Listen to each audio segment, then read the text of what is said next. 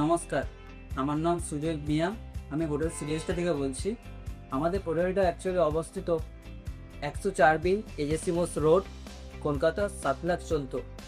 আপনি যদি শিয়ালদা স্টেশন থেকে আসতে চান তাহলে পায়ে হেঁটে 5 থেকে 7 মিনিট। আমাদের হোটেলটা রাজ্য যুব কেন্দ্র যে আছে তার ঠিক উল্টো দিকে।